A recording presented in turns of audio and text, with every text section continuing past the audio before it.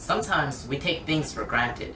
Sometimes we don't understand the severity of a particular series or a particular grand finals. You see, in this year's TI, the TI9 is very special because of one real factor. It doesn't matter about the repeat champion. It doesn't matter about the Cinderella story.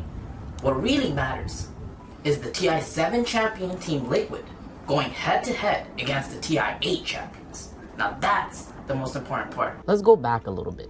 You see, in TI7, in the International of 2017, there's something that nobody seems to mention. It's the fact that Team Liquid, they 3-0 Team Newbie in the Grand Finals. Now this is by far the single-handed lopsided victory in TI history.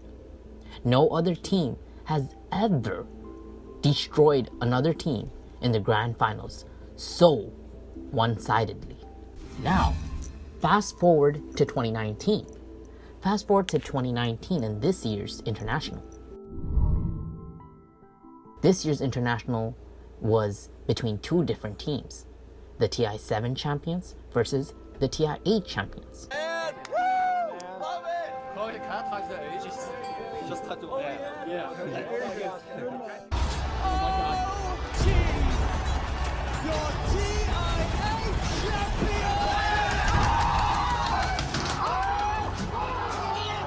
In this episode, Crystalis Chronicle will deeply explain why Team OG is the greatest team ever, and why specifically beating Team Liquid, a former TI7 champion, makes them so great, so superior than every other team out there. And I don't want to negate the fact that TI3 was amazing, and it was probably one of the best TIs ever with Alliance and Na'Vi, but Team OG have surpassed all of the past teams. And in this episode, I'm going to explain specifically why defeating Miracle and Kuroki's Team Liquid puts Team OG above all else, despite every other predecessor out there. This is Crystalis Chronicle.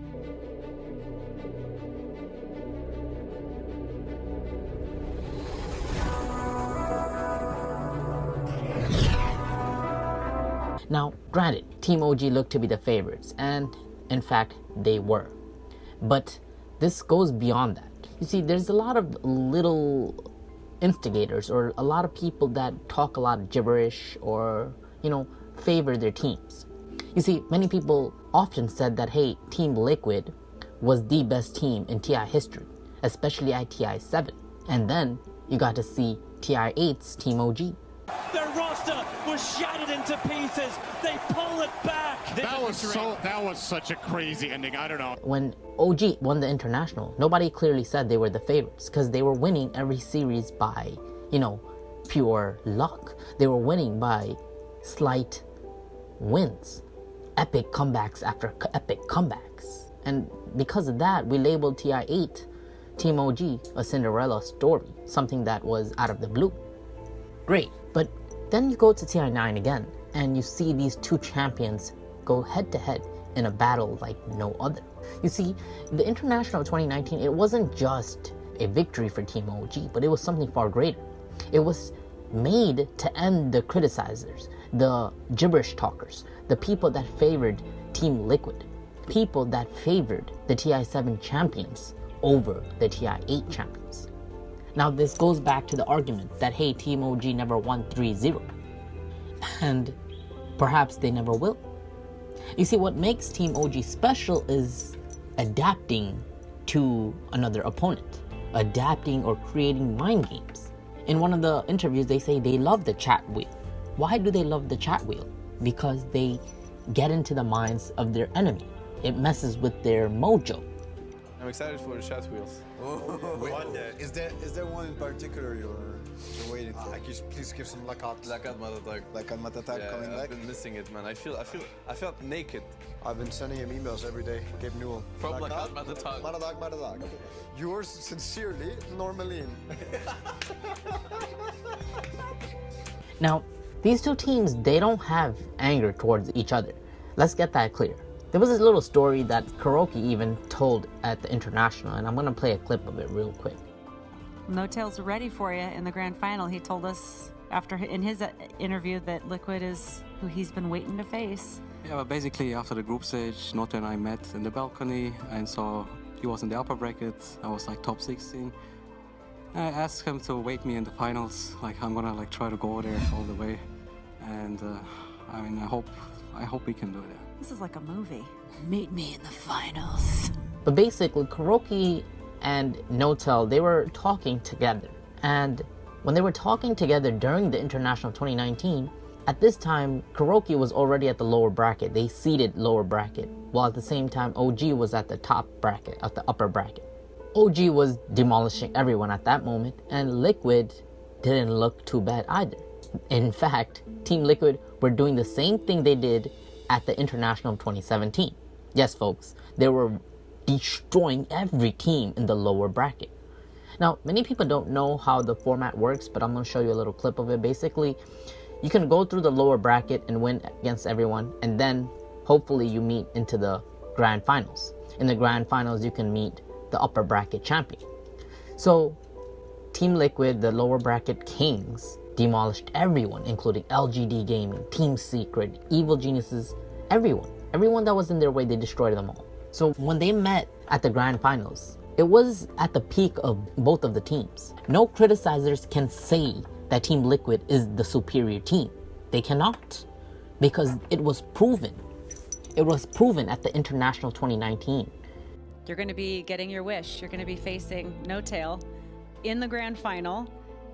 You guys are going head to head, and now we are definitely going to see a repeat TI champion. To be honest, in my heart, if it's not me, I wish it for No Tail. So this is either way, like, just a very pure finals for me. Have the two of you chatted since yesterday? I know that when we interviewed you yesterday, you mentioned that you guys during group stage talked to each other about like, let's try to meet in the grand final. Have you chatted since? Yeah, just very short. Like basically, he just reaffirmed to me like, see you in the finals. I'm like, yeah. You see, in the International 2019, it was really KuroKy going against Notel and Seb and what they were doing. It was mind games. In the first game, we get to see Team Liquid play pretty well, but then they almost threw the game. However, many people felt like OG was still playing with Team Liquid, and perhaps they did. They gave them the game 1 victory by a slight margin, by a failed buyback. Perhaps it was a failed buyback, perhaps it wasn't. Perhaps it was just a mind game. It was a setup to bait KuroKy to give them the ultimate prize. But no doubt, they're going to try and run. Anna, he's in with a horn, chasing down We Are. He can surely finish this kill off. We Are solo, the Glimmer given a line. Finally, Anna gets We Are. I want to take 1 second and explain what I meant. You see, in game 1, Team OG used the tactics from TI8. They used a Spectre lineup and they focused everything on the late game. When they used the Spectre and they scared the bejesus out of Team Liquid, Liquid was already mentally destroyed. They felt like they have to draft for the late game. However, the meta was not about late games. Ladies and gentlemen, in TI9, it was completely different from TI8. It was not the same style. And because Team OG played like TI8 style in the first game of the international finals, it totally put KuroKy off balance. He didn't know how to draft against OG. This is very important. After you see Team OG's game 1 Spectre, you never got to see it ever again because they didn't draft that way. They felt like they wanted to play only aggressively. Very aggressive, high volume, high attack, fast-paced meta, fast-paced style. This was different from game 1. If you look carefully, game 1 was just a feel out. It was to put people off balance. It's to make them question their own beliefs in the game. And that's what OG did, and they successfully did so. Now, OG would later win because they forcefully played aggressive. They just played a death ball lineup. This death ball lineup is when a 1-2 position play hand-to-hand together. This is different from the TI8 meta. The TI9 meta, which OG implemented or adjusted, is that they wanted to attack very quick, very fast, and go for the Juggernaut as soon as possible. It was a best of 5, yes, but following game 1, it was a 3-0. This means that Team OG destroyed Liquid. It was so fast, so quick, the games didn't even begin. By 20 minutes, 30 minutes into the game, Team OG had taken racks. They were attacking the throne. That's the meta. So Team OG had won based on the way they drafted because of the follow-up from game 1. Now that's what made Team OG win. So then when you look at it, everybody focuses on the IO draft, which I'll talk about later on. But game 2, game 3, it was Ana, Ember Spirit, Topson playing weird heroes like Monkey King, which he usually does. Because Ember Spirit and Monkey King can play so hand-to-hand together, it created a death ball lineup. It created a punch-in-your-face lineup, like Muhammad Ali ready to dance on. That's how it became. And the whole team was supporting them. That's very, very indicative of how Team OG was going to play. Game 3, it was very similar. Game 3, you get to see Pugna and Ana playing Faceless Void. Very similar type of 1-2 punches. And very fast-paced heroes. Too much for him to deal with. As OG, Oh my god, they keep looking for more. they're just giving us the repeat of game 2.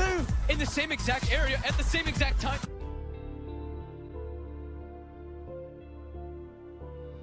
And then in the last game, Kuroki didn't know what to do because he didn't understand what OG was doing.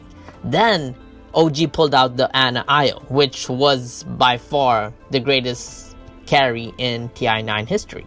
So when OG was able to get IO on Ana, it was game over.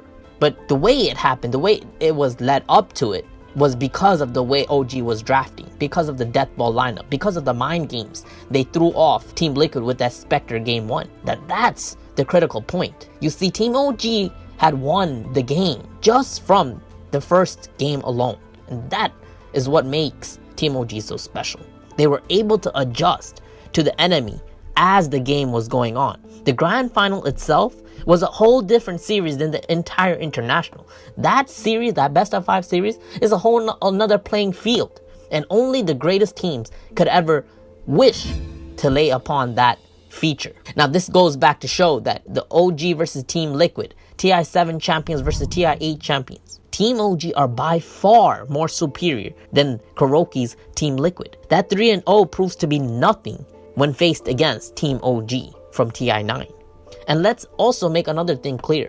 Team OG is far superior at TI9 than they were at TI8. They are way better. And one last thing that makes Team OG so special, I'm going to make another episode about it, but it's their total belief in Ana. If you see game 1 carefully, you notice that the team truly believes in Ana with every little part of their being. They believe in Ana. The way he plays, the way he carries the game, the way he leads them, everything. That is different from Team Liquid. Liquid don't have that. You see, Miracles is one of the greatest carries, but Team Liquid did not rely solely on him. They relied on Weeha and Miracle together. However, Team OG, when everything is at stake, they will bet all of their lives, every single dollar they have, on OG Ana. Ana is their X factor, is their go-to guy. He is their Michael Jordan. You put him in the clutch situation and he will deliver. That is what makes OG special. Miracle's dead. Super buyback. Charges it with a combo. They'll break down GH. Liquid gonna fall back to the base. And Liquid have nothing. They have nothing to offer folks. They're just giving, look at this, they're driving Fountain in TI finals. They want Kuroki in the Fountain as well. They're gonna get him, they're chasing Miracle as well. Oh my god. I can't believe this. I can't believe what we're seeing in this game 4. Oh. You see, OG created the IO draft, something that was impossible to go against. To this day, there has never been something so impossible to go against. Let's make that clear, ladies and gentlemen. The OG IO draft, the Ana IO core draft, it is something that nobody in the history of Dota has gone against.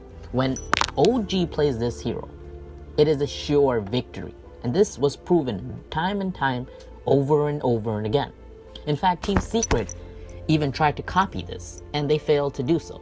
It goes to show that OG are the creators. They gave birth to this, they cemented it, and they know the real tricks behind it. It wasn't a pure coincidence that these two juggernauts met. It was made to be. It was destiny. And at the end, Team OG came on top. And this is why Team OG's victory in 2019 makes them the greatest team in Dota history. This is the real truth behind it all. I hope you guys were able to learn something. It's something that many people don't realize but want to say, but it's the truth. If you want more content like this, make sure you hit that red subscribe button. Crystalis Chronicle always has Dota content up his sleeve. Until next time, I'm out. I hope you guys stay tuned and subscribe to this channel for more content like this.